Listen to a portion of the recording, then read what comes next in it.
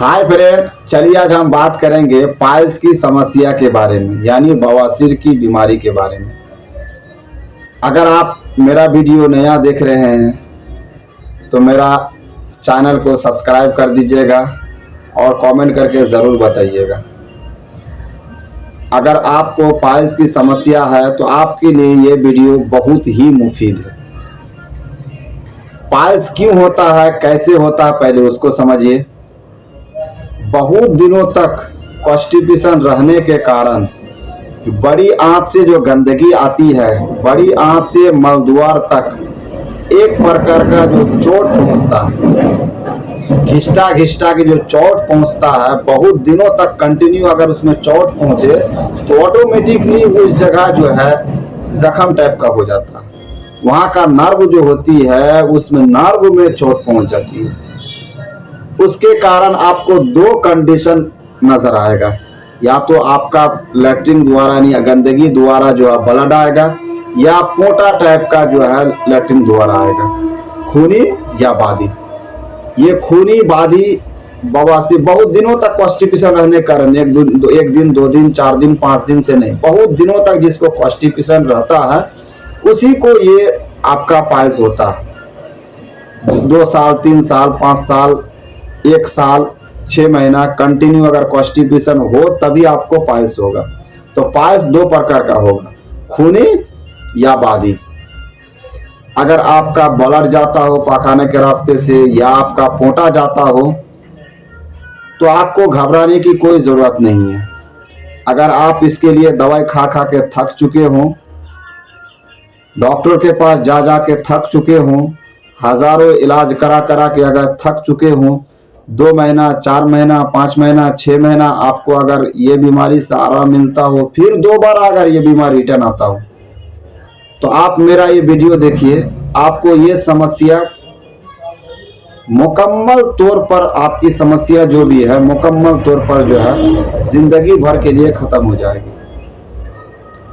आपको बताया कि 2 साल 3 साल 4 साल के कॉन्स्टिपेशन रहने के कारण जो पाइल्स होता है, और पाइल्स का जब 2 साल 3 साल 4 साल हो जाएगा तब घिस्टा घिस्टा के, जैसे पहले हाल उल जोता था ना भैंस का, गर्दन में बांस लगा के जो हाल जोता जाता था, तो भैंस का जो ये गर्दन जो एरिया देखते थे घिस्टा घिस्टा के जो है वहाँ मसा टाइप का पड़ जाता था, घट्टा पड़ जाता था।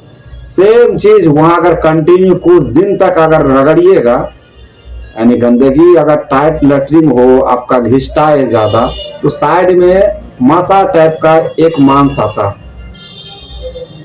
मसा टाइप का एक मांस आएगा। वो मांस आपका जो पाइल्स में जो जलन होती थी, दर्द होता था, ब्लड जाता था, पोटा जाता था, वो तो आपको रहेगा ही। लेकिन साइड में 2 साल 3 साल के बाद, पाइल्स का 2 साल 3 साल 4 साल 5 साल के बाद भी किसी का आता है, वो साइड में एक छोटा सा मसा आएगा, या किसी का जो है दोनों साइड अंगूर का गुच्छा के तरफ मसा आ जाता है, और किसी का सिंगल एक पीस आता है। अगर आपका मसा भी आ चुका हो तो आपको उस टाइम भी घबराने की कोई जरूरत नहीं है। मसा आने के बाद, जैसे आज मसा आया, आपके मसा में वो मांस में कोई दिक्कत नहीं करेगा। जो पाइल्स में जो बर्निंग होती थी, जलन होती थी, दर्द होता था, आपका जो है लैट्रिन कब्जियत होती थी, वो तो आपको दिक्कत होबे करेगा। लेकिन मसा में आपको कोई ट्रबल नहीं करेगा। कब करेगा ये मसा में ट्रबल? पिचुला कब बनेगा, उसमें कब पीप बनेगा? जिस तरह पाइल्स बना 2 साल 3 साल के बाद, कॉन्स्टिपेशन रहने के बाद पाइल्स हुआ, सेम चीज वो मसा आएगा 2 साल 3 साल कंटिन्यू, आपको कोई दिक्कत नहीं करेगा। हो सकता है 3 साल के बाद उसमें पीप बने, फोड़ा के तरह उसके अंदर पीप हो, जब तक ना फटे तब तक बहुत ज्यादा पेन होगा, बहुत ज्यादा। दुनिया में आपके पास कितो भी पैसा हो, कितो भी धन दौलत क्यों ना हो, हर चीज का ऐशो आराम आपके पास हो, अगर आपका पेशाब पाखाना में ट्रबल हो तो जिंदगी का हजारों ऐशो आराम बेकार है। जब आपका उसमें मसा में पीप बनना चालू हो जाए तब आप समझ जाइए कि आपको पिचुला हो चुका है।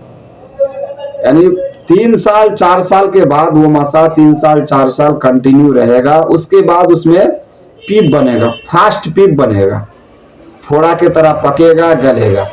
फिर वही मसा में कंटिन्यू 2 महीना 3 महीना कुछ नहीं करेगा, एकदम कोई दिक्कत नहीं होगा।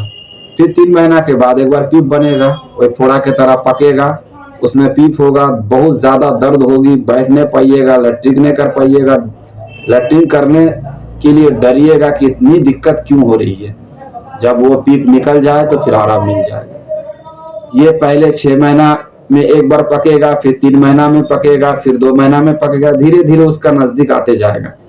अगर वही जो फोड़ा मसा में फोड़ा बनता था, जिसमें फोड़ा के तरह जो मुंह बनता था, जो पीप निकलता था, उसी यानी मसा की जो मुंह से कंटिन्यू अगर पीप बहना चालू हो जाए, कंटिन्यू अगर पीप बहे, तो हम उसे कहते हैं भगंदर।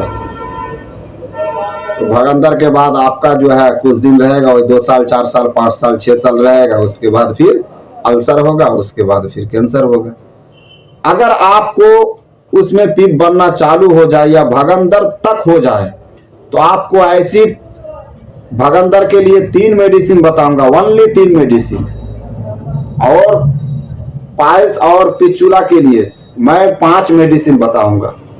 आप आज से स्टार्ट कीजिएगा ना, आज से जैसे स्टार्ट कीजिएगा तभी से आपको आराम होना चालू हो जाएगा, कोई दिक्कत नहीं रहेगा। पाइल्स और पिचुला के लिए 5 मेडिसिन, वो मेडिसिन है आपका, सबसे पहला और इफेक्टिव मेडिसिन है आपका रतनिया मदर टीचर। दूसरी मेडिसिन है आपका पियोनिया मदर टीचर। तीसरी मेडिसिन है आपका हेमामाइलिस मदर टीचर। चौथी मेडिसिन है आपका एसिड नाइट 30 पोटेंसी। 5वीं मेडिसिन है आपका सल्फर 30 पोटेंसी। ये 5 मेडिसिन आपका पाइल्स में जो ब्लीडिंग जाता था, या आपका पोटा टाइप का लैट्रिन होता है, या आपको उसमें बहुत ज़्यादा चुभन जैसी दर्द होती है, लैट्रिन करने के लिए आप डरते हैं, या बहुत ज़्यादा उसमें जो है फोड़ा टाइप का अगर वो मसा में अगर आपका पीप बन गया हो, बहुत ज़्यादा दर्द होता हो, या मसा आ गया हो, तो ये 5 मेडिसिन आपकी मसा से लेकर पाइल्स को मुकम्मल तौर पर ठीक करने का काम करेगा। 90 दिन अगर इसको कंटिन्यू पी लिए तो आपको कोई दिक्कत नहीं रहेगा, एकदम आम आदमी की तरह, आम पब्लिक की तरह आप भी ठीक रहिएगा। अगर मसा आपको पाइल्स हुआ, पिचुला हुआ, उसके बाद अगर भगंदर हो गया, यानी वही जो मसा में जो हॉल बना हुआ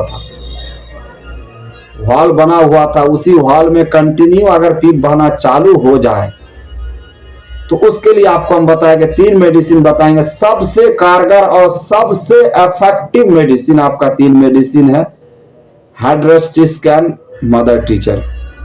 दूसरी मेडिसिन है आपका इचिनिशिया मदर टीचर। तीसरी और आखिरी मेडिसिन है आपका ऑराम्यूर 30 पोटेंसी। अब ये पाइल्स का मेडिसिन को कैसे इस्तेमाल कीजिएगा, इसका मेडिसिन को, भगंदर की मेडिसिन को कैसे इस्तेमाल कीजिएगा, पहले तरीका सुन लीजिए। अगर बच्चे हों तो जितनी भी पोटेंसी है 30 पोटेंसी, जितनी भी 30 पोटेंसी है, आपको पाइल्स के लिए 2 मेडिसिन बताएं, एसिड नाइट, सल्फर। तो डायरेक्ट टंग में अगर नहीं पी पाता, थोड़ा सा थोड़ा सा पानी, चम्मच में थोड़ा सा पानी लीजिए, उसमें एक बूंद करके टपका दीजिए, बच्चे को पिला दीजिए। 5 से 7 मिनट के बाद जितनी भी मदर टीचर है, सबको 4-4 बूंद करके थोड़ा पानी में डाल के उसको भी पिला दीजिए। सुबह एक बार पिला दिए, उसी तरह फिर दोपहर को पिलाइए, उसी तरह फिर रात को पिलाइए। जैसे आपकी तो भी दर्द हो, जैसे पिलाइएगा, 5 से 7 मिनट के अंदर आपकी जलन, आपका दर्द, सब चीज रिकवरी हो जाएगा। 90 दिन पिलाइए, एकदम जड़ से नीटिन क्लीन हो जाएगा। अगर बड़े हो तो आपका 30 पोटेंसी एसिड नाइट और सल्फर को 5-5 बूंद करके डायरेक्ट टंग में आप ले लीजिए। उसका 10 मिनट के बाद जितनी भी मदर टीचर बताएं आपको, आधा कप पानी में 15-15 बूंद करके पी लीजिए। फिर उसी तरह दोपहर को पीजिए, उसी तरह रात को पीजिए। अगर आपको भगंदर हुआ हो, भगंदर की 3 मेडिसिन में बताया आपको, हाइड्रोस्टिस्कैन, इचिनीशिया और ऑराम्यूर। अगर बच्चे को भगंदर हो चुका है, भगंदर कहीं भी होता है, बदन के किसी हिस्से में अगर भगंदर हुआ हो, यानी वो घाव जिसमें कंटिन्यू पीप बहता हो, तो उसके लिए इसके तरह कारगर दुनिया में कोई मेडिसिन नहीं है। मेरा आजमाया हुआ कारगर मेडिसिन। अगर बच्चे हो तो ऑराम्यूर को डायरेक्ट टंग में 1 बूंद पिला दीजिए। अगर 1 बूंद डायरेक्ट टंग में नहीं पी पाता, थोड़ा सा पानी में पिला दीजिए। और हाइड्रोस्टिस्कैन को 4-4 बूंद करके थोड़ा पानी में पिला दीजिए। सुबह एक बार पिलाइए, फिर दोपहर को उसी तरह पिलाइए, फिर रात को पिलाइए। अगर बड़े हों तो ऑराम्यूर को 5 बूंद डायरेक्ट टंग में लीजिए और 15-15 बूंद करके हाइड्रोस्टिस्कैन और इचिनीशिया को आधा कप पानी में सुबह एक बार पीजिए, फिर उसी तरह दोपहर को पीजिए, फिर उसी तरह रात को पीजिए। और इसमें पायल्स हो या आपका पिचुला हो या आपका भगंदर हो, इसमें परहेज बहुत ही जरूरी है। अगर आप अपनी बीमारी को ठीक करना चाहते हैं तब, वरना हम आपको सलाह दे सकते हैं, आपके घर में जाके गाइड नहीं कर सकते। सबसे बड़ा चीज होता है, कोई सब्जी में टमाटर मत खाइएगा, या ऐसे भी टमाटर की सब्जी या ऐसे भी सलाद वगैरह में सब्जी टमाटर नहीं खाना है। कच्चा प्याज साइड से जो प्याज खाते हैं सलाद वगैरह में, या ऐसे भी खाते हैं भरता वगैरह बना के, तो वो आप कच्चा प्याज मत खाइएगा। दही की सब्जी या दही, पनीर की सब्जी या पनीर बिल्कुल नहीं खाना है। दूध का बना हुआ कोई भी प्रोडक्ट आप मत लीजिए अगर ये बीमारी आपको है, इसलिए कि आंत से संबंधित बीमारी है। जितनी भी गर्मी चीज होती है, जैसे मीट, मछली, अंडा, दूध, दही, पनीर, टमाटर, आप 90 दिन तक मत लीजिए। आपकी लाइफ जो है चेंज हो जाएगी। इसलिए कि आपको एक लफ्ज में बताया पहले ही कि दुनिया का जितना भी आयशो आराम क्यों ना हो, अगर पेशाब पखाना में अगर आपको ट्रबल होता है तो आप जिंदगी का सबसे घटिया आदमी है। उम्मीद करते हैं आप हजरात को मेरा वीडियो अच्छा लगा हो। अगर अच्छा लगा हो तो कमेंट करके ज़रूर बताइएगा। अगर अभी तक मेरा चैनल को सब्सक्राइब नहीं किए हैं तो प्लीज़ भाई के सपोर्ट के लिए सब्सक्राइब कर दीजिएगा और वीडियो को थोड़ा सा शेयर कीजिएगा। अल्लाह हम सबको हर मुसीबतों से बचाए, आमीन सुम्मा आमीन।